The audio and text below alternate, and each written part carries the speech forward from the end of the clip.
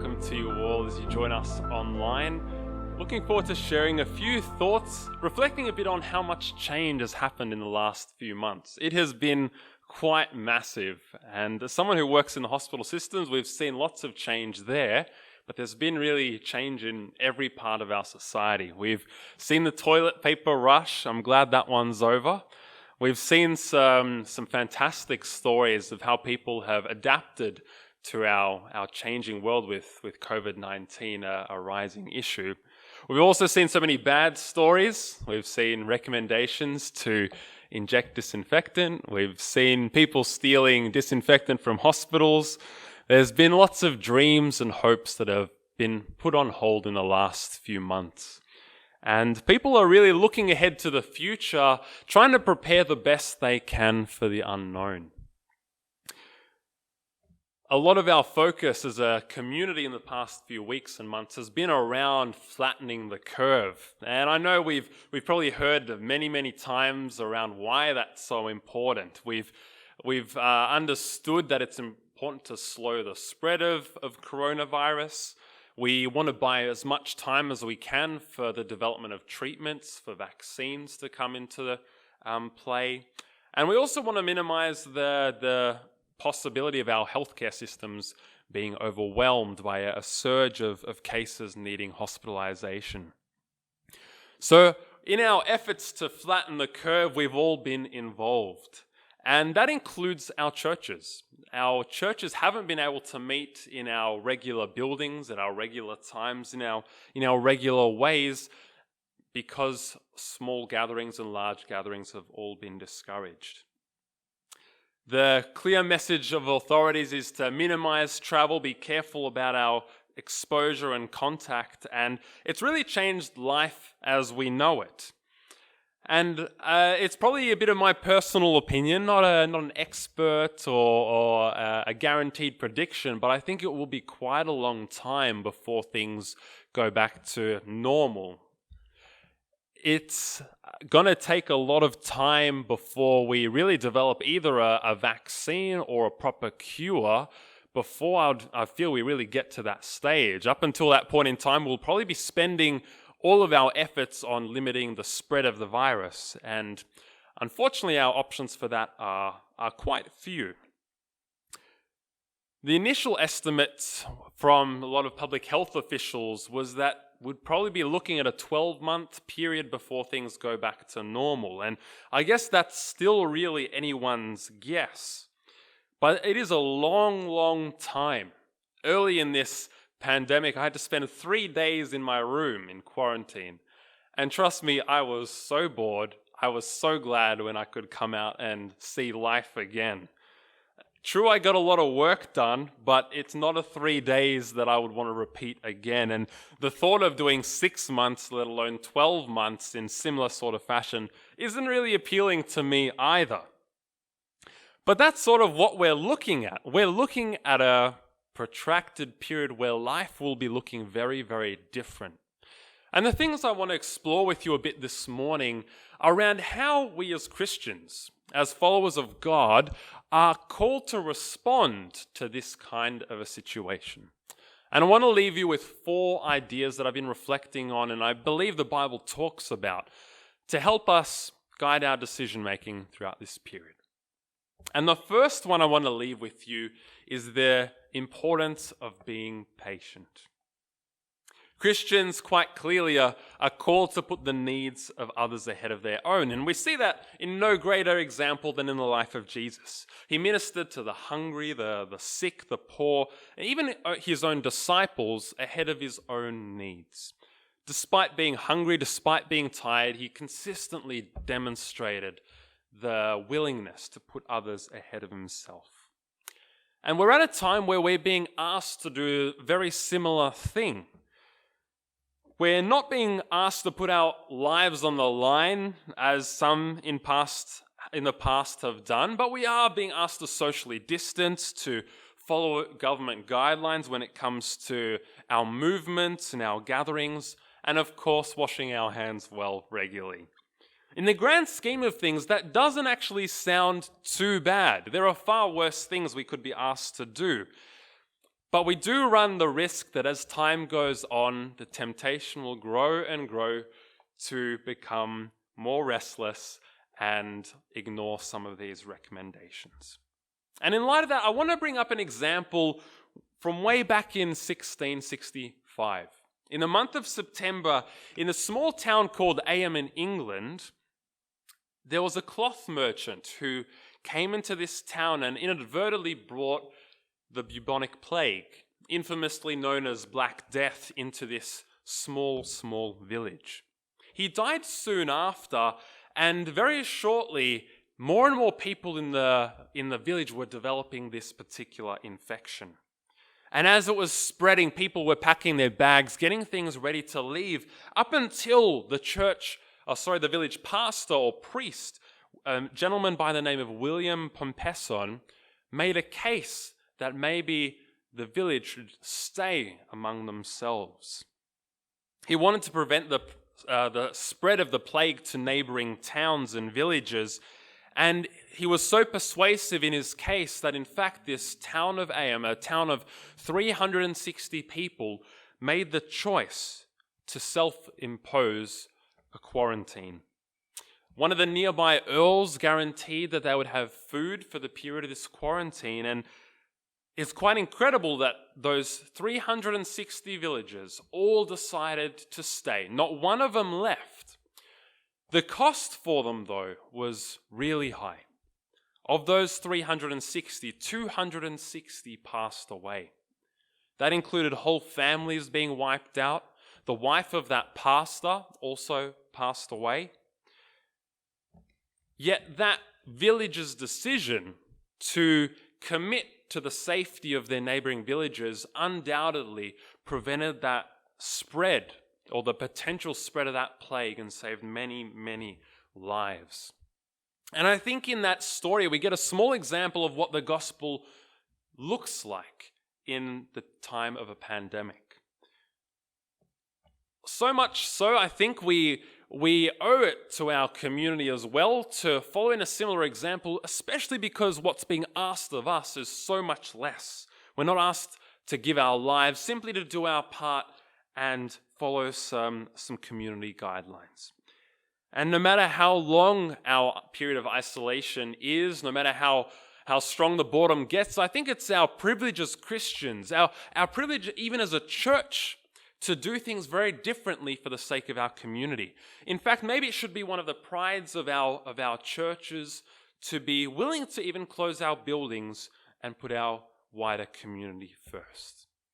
And I think there's a verse in Galatians 5:13 that very much illustrates that idea well. I want to read it out to you.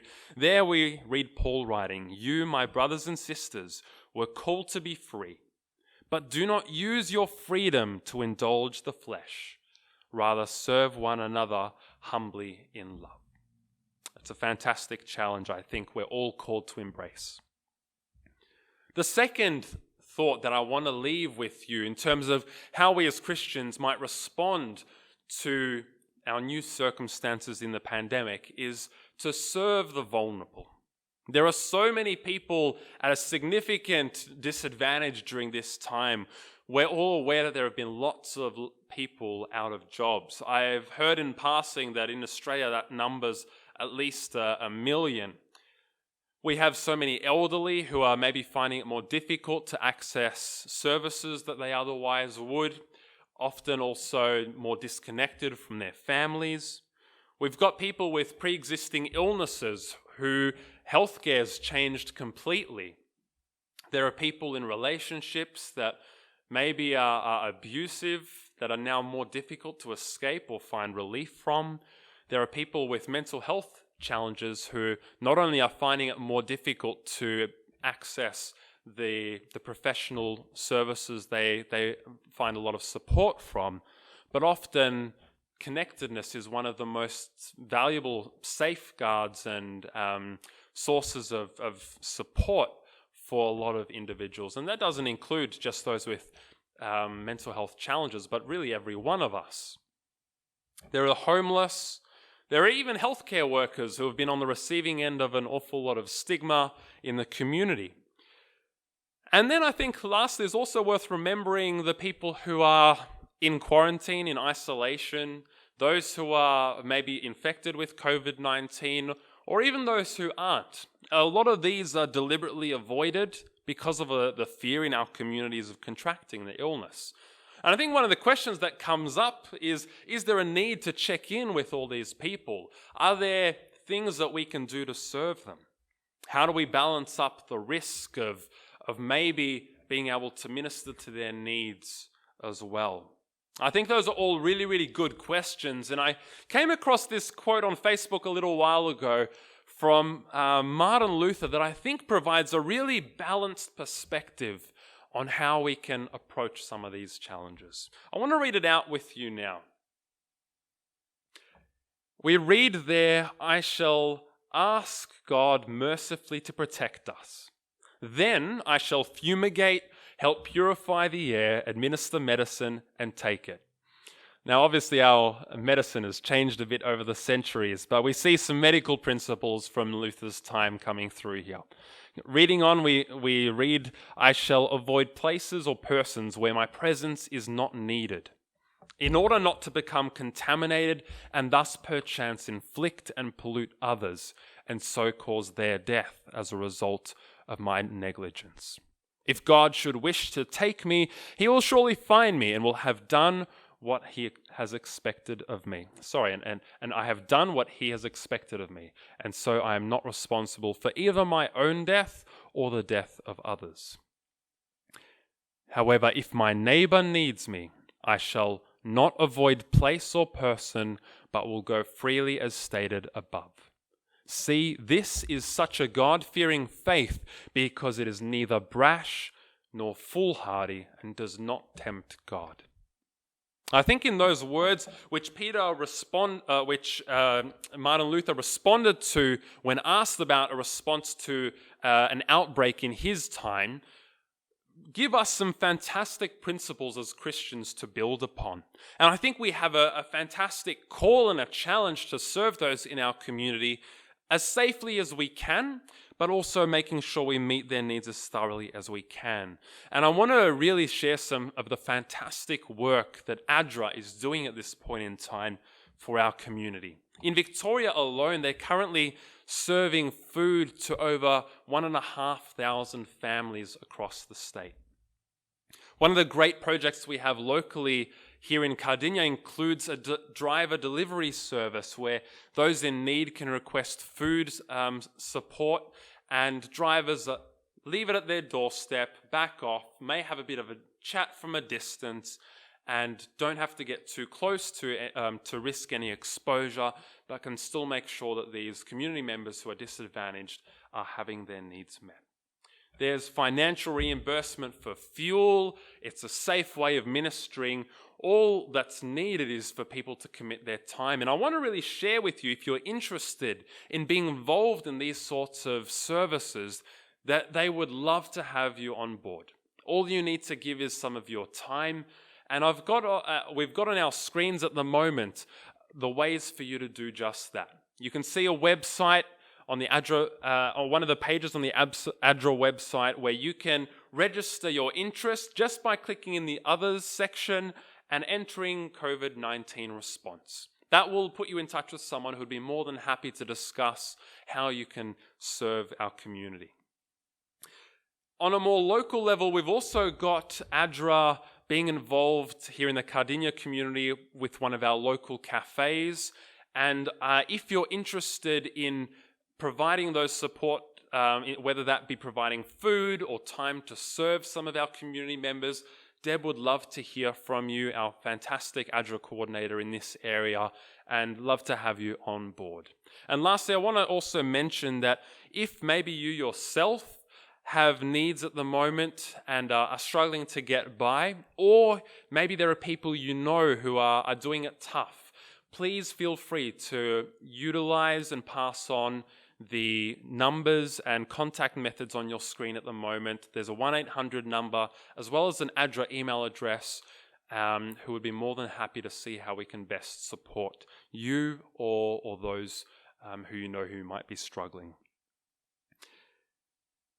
on that note, I want to share that this is not only ministering to the physical needs of people. In fact, throughout a lot of history, Christianity has grown in its spiritual dimensions because of the ministry it has done to people's physical needs. And I want to share with you a brief section from a book written by John Piper, a historian. And maybe to paraphrase the gist of what is saying, Christians cared in the early church for Romans better than Rome did itself. And I want to read to you the impact that this had.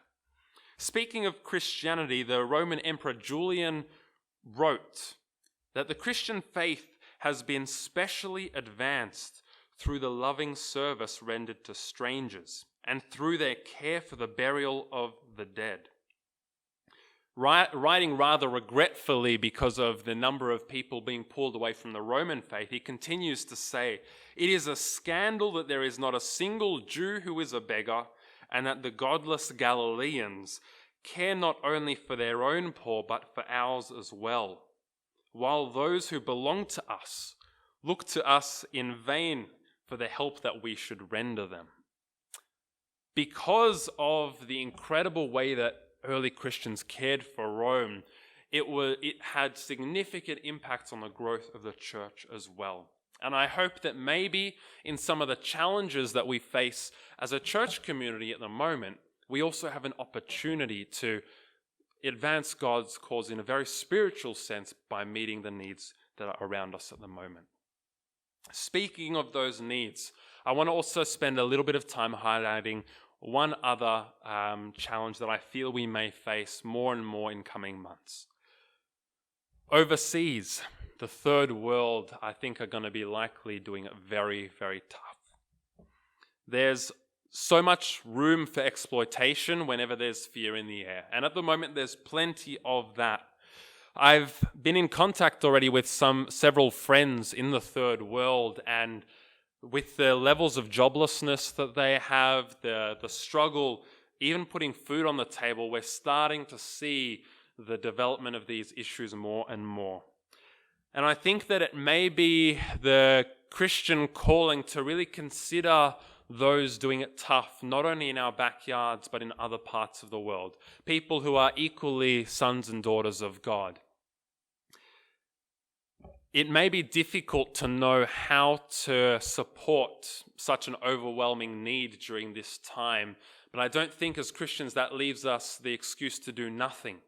And where there are opportunities, I'd really like to challenge every one of us to remember them. Remember those people who maybe we can't see, where the needs aren't so much in our face, who will be struggling quite likely much more than we will here in Australia. And on that note, I want to leave the verse, Hebrews chapter 6, verse 10. God is not unjust. He will not forget your work and the love you have shown him as you have helped his people and continue to help them. Let's make the most of that challenge and embrace the call to serve during the time that we're in. The third idea I want to leave with you today is the value of staying connected. One of the most valuable parts of a Christian community is to share life together, and that includes the up times as well as the down times. We read some of the reasons for that in Hebrews chapter 10, verse 24 and 25. And let us consider how we may spur one another on toward love and good deeds. Not giving up meeting together, as some are in the habit of doing, but, and here's one of the important parts, but encouraging one another, and all the more as you see the day approaching. Yes, we can no longer meet face to face, or at least not at the moment. That doesn't mean, though, that our need for community is any way less. It just means we have to get creative about how we do it. And what better time to be living in than the technological age? We have the opportunities to make the most of all these incredible resources. And I know that can be a steep learning curve, but it gives us the opportunity also to learn a new skill, become more rounded, and maybe break down a few of our own individual barriers. And so I want to leave maybe a few challenges with you. If you're an elderly person who, or maybe anyone for that matter, who maybe is struggling a bit with technology, I'd encourage you to contact a young friend of yours to maybe find some ways that you can start using it. If you're someone who's quite competent with technology, maybe reach out to a person who you think may struggle. Aim to stay in touch with people who you would normally see. Stay involved in their lives. Keep a pulse on what their needs may be. Stay involved with our regular prayer groups, our Bible study groups. Pray for each other. Don't let those important things stop. And I want to maybe make a special mention of staying tuned into our young people. Often the social dimension of church, that sense of connectedness and community, is such an important value of a part of the church experience for them. And they may be at more risk than most of being more distanced by the time this pandemic is over. And I'll really encourage our church communities to embrace them as much as you can, despite the fact we can't meet face to face at the moment. I know that those challenges can sound a bit daunting because they do take time. They do. They are an investment of energy. But I think maybe we can look at that investment of time in a very different way. At the moment, we are saving time in a lot of ways. Travel, there are a lot of activities we've had to put on the back burner while things are the way that they are. And I want to challenge each one of us to maybe look at the time required to intentionally reach out as being made by some of the things we're no longer able to do. Maybe let's try and reallocate that time to stay connected as well. And we have the opportunity to do that from under our own doonas, maybe from the comforts of our own home and with a hot drink as well. So let's stay connected. I believe that's one of the calls for Christians during this time as well. Last point. The last thing I believe we have the opportunity to do in a very unique way at this time is to grow with God.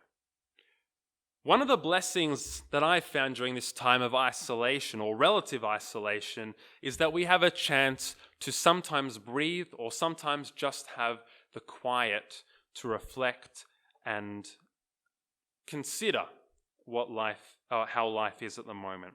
And I think that offers a chance to take time to recharge with God. The parents at home may probably be having different thoughts on this one at the moment. I'm not in that boat personally, but I think life is changing, has obviously changed, and there's maybe opportunities at the very least to do things differently, maybe to reflect more as a family. And I think we see so many examples in the Bible of individuals who have had these periods of isolation and used them to grow not only as individuals, but to grow a vision and make change in the world around them. I think of people like Joseph. Joseph, who spent so many years in a foreign land, away from family and friends, then in a prison cell, and at the end of that was equipped and spiritually mature enough to serve in a very unique role, only second to Pharaoh in the land of Egypt.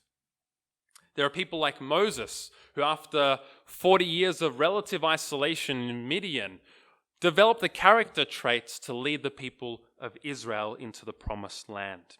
I think of Paul, who spent 3 days blind after his journey on the road to Damascus, and in those 3 days developed a completely new understanding of who God is and what Paul's very mission in this world was. And reflecting on Paul and Silas, they took the opportunity of isolation as a chance to praise God. Praise God maybe in a continuing or definitely a very new context to where they'd probably been before. The last example I want to leave with you is the very example of Jesus, who after 40 days in the wilderness, alone, ministered only to by angels, was then went forward with incredible power in his ministry. And really the world was never the same following that time. And so we see these examples where isolation offers a unique opportunity. Maybe an opportunity to listen to the still small voice, to reflect, to grow, and also to make changes. So I want to leave you the question of what change is God calling you to make during this time? There's an opportunity at the moment to reflect on God's challenges to each one of us, as well as his promises. And I think it's a fantastic time to remember those promises as well. Promises like John 14, verse 27. There we read, "Peace I leave with you. My peace I give you. I do not give you as the world gives. Do not let your hearts be troubled, and do not be afraid." It's a fantastic time to remember those promises from God. It's not like these truths are suddenly new. It's not like they've never existed before, but we have a unique context to apply them, a time to remember them. And we have the gift of time to grow. So I'd like to challenge each one of us, and that includes myself, to think of how we can dedicate some time for that growth. Grow in understanding God. Dedicate time to reflecting on how he wants you to grow. Dedicate time to reflecting on how we can change ourselves as well as change the world for the better. And in a time where people are also potentially raising existential questions, I think it's worth remembering the possibility of being asked questions as well. Let's take the time to be prepared for answers about how our own faiths are impacting our lives during this time. And so I want to leave you with those 4 thoughts to reflect on. 4 ideas that come from the Bible that are principles for how we as followers of Christ can approach our decisions during this time. First of all, be patient. Second of all, serve the vulnerable. Thirdly, stay connected. And lastly, let's take the opportunity to grow with God. I want to leave you with those thoughts. Wish you God's richest blessings, and let's continue to pray for our world and aim wherever possible to be the answer to many of those prayers as well. I'd like to invite you to take the chance to pray with me now.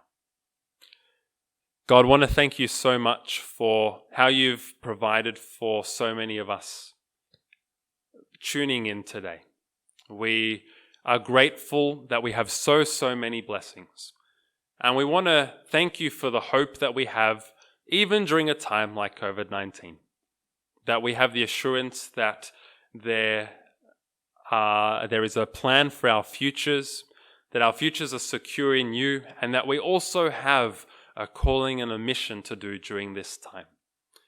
As we all approach the coming week with our unique individual challenges, I want to ask that you open our eyes to opportunities to serve, that you'll open our eyes to the opportunities to minister to our church community as well as our community at large, and that we'll continue to do your work during this time, maybe even do it more effectively during this time. Guide us, keep us safe, and thank you for being a God that we can trust. We pray this in your name.